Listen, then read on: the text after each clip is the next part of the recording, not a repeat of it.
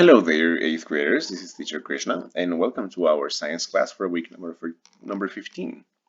Thank you a lot one more time for coming to our online class, and of course for completing all of the assignments that you have had so far. Keep it up, please. Before we start, just like always, log into Agilex, enter to the Google Classroom, download the Word document, save it inside your science folder, and of course name it as it is specified right below. And as we move, remember to take notes on your Word document. That is extremely necessary so you can keep track of the most important information from here. It's always necessary to start with our end in mind. So today we're going to study topic 4.02. And the end in mind for today describes the relevance of gravitational forces in our universe by relating the history of space exploration and providing justification for future exploration by describing how scientists use telescopes. So this is pretty much the end in mind that we had last week, because remember that. And you had to complete one section of this topic last week, and we have to finish it today. All right. So I'm going to give you a review on telescopes because you were supposed to read this topic last week. But anyways, we're going to review it a little bit so you can refresh your mind and you can have it ready for the evaluation that you have to do today. So, telescopes basically, and it is a tool used to magnify distant objects in space.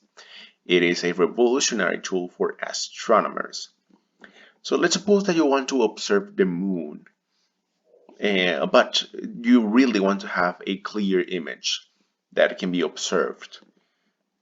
Because I don't know if you have ever tried it, but if you ever use your cell phone to take a picture of the moon, it's very difficult to actually get a clear image from there.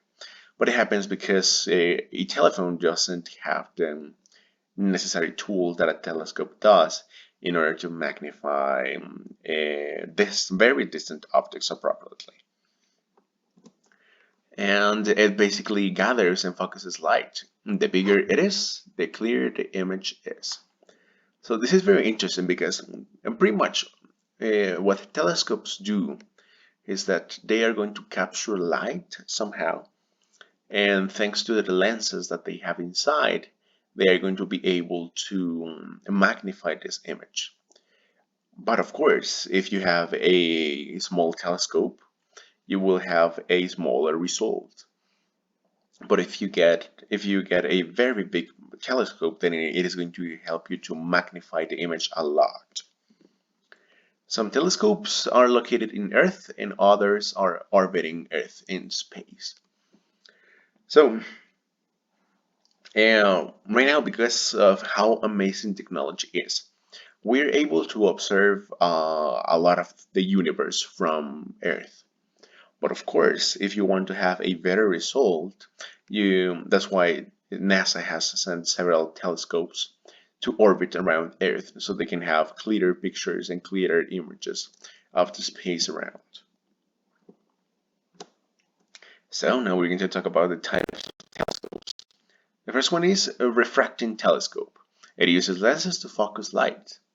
And the person that created this was Hans Lippershey in 1608. And something interesting is that people usually attribute the invention of the telescope to Galileo Galilei, but in reality, he just improved the model that Hans Lippershey had created in 1608. So basically what Galileo Galilei did was that he added a large tube to the telescope as well as some other lenses. So basically what happened was that he managed to create clearer images. But of course, if you want to create a refracting telescope, you need perfect lenses. Because if they are not right, they are not going to produce appropriate images for study. Here we have an image of what the insides of a refracting telescope looks like. So you can see that it has different pieces. So we have the telescope tube That is basically a tube that contains the lenses and that supports the structure of the telescope. We have the object lens. So this is interesting because the object lens basically captures the light and sends it to another lens, which is the eyepiece lens. Basically, what the eyepiece lens does is that it changes the light that was captured from the object lens to a type of light that is visible, because a lot of light is not visible for our naked eyes.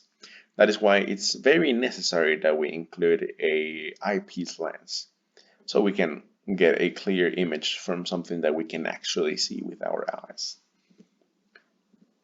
We're going to continue with another type of telescope, which is a reflecting telescope. It was invented by Isaac Newton in the 17th century, and it uses mirrors to improve the light reflection and avoid distortion. So this was like a way better microscope, or I mean telescope, from the one we saw previously, because it does not have many lenses. It only has one eye lens, but it has mirrors that help light to be reflected. And one more time, here you have the interior of one of these telescopes. And just like you can see right there, we have the concave mirror.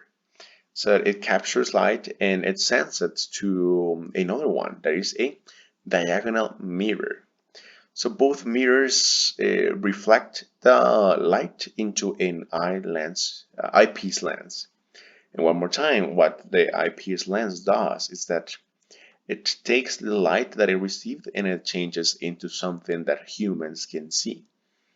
And of course, we have a telescope tube that brings support to all of the structure of the telescope. And why are research telescopes in distant areas? So if you start looking for information about where the best telescopes are located for research, you will find that they are not in the cities. But why is that? Because dust, clouds, humidity, and light pollution affect the use of telescopes. So I have seen a lot of videos about what the sky looks like when there is no light of the cities around, and it's something precious. Is something that is almost just like it is here in the picture. So how many times have you looked at the sky and looked something like this? Well, not pretty often, I guess. And basically, it happens because the light of the cities, the dust, and the contamination affects the atmosphere. And of course, it changes all of the environment, and it makes for our eyes to be difficult to observe everything that is in outer space. And so that is why telescopes that are intended for research are located like at the top of mountains or in places that are very far away from the cities, because they want to avoid all of that light contamination that they have, so they can have clearer images from outer space. We also have space telescopes. So in order to gather clear and enough information about distant objects, a telescope must meet the ideal conditions. In space, there is no distortion caused by the atmosphere or by air pollution. Before we go with this exercise, here we have a picture of what a telescope of outer space looks like.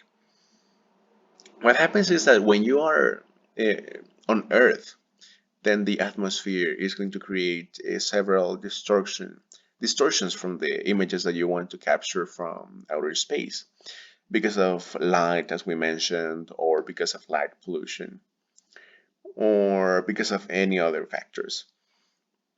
And when we talk about ideal conditions, basically in outer space, since the telescope is just in a vacuum, what happens is that it has nothing to distortion the image that it is going to create. So that's why scientists have sent telescopes to outer space in order to get way better information from outer space and the objects that they observe. Now we're going to go with an exercise. So go to topic 4.02, page number 3, in the section of Space Telescope, and watch the video and complete the questions that you'll find in there. When you finish that part, complete the self-check section. This is going to help you out to have a better perspective of what space telescopes are, and of course to double check the information that we have studied about telescopes so far. And what is the evaluation for today? And read and summarize topic 4.02. Go to page number 5 and download the Exploring the Universe video worksheet. And right after, watch the 2 videos and complete all of the questions that you have from the worksheet. And of course, you have to submit it to the assessment for topic 4.02. And guys, something very important. I have noticed that students upload the summary that they do as the evaluation. That is not the correct evaluation. Please pay attention to the instructions one more time. Go to page number 5. And you have to download the document that is named Exploring the Universe video worksheet. There you will find several questions related to the video. So watch the 2 videos that you find in page number 5 and complete the questions. That's what you have to upload as your evaluation, not the word summary. Okay, the word summary is another evaluation that will be checked later on. And the rubric, please make sure to check the rubric in page number 5 of topic 4.02. And that was it for today's class. Thank you for coming. I will see you next week. Goodbye.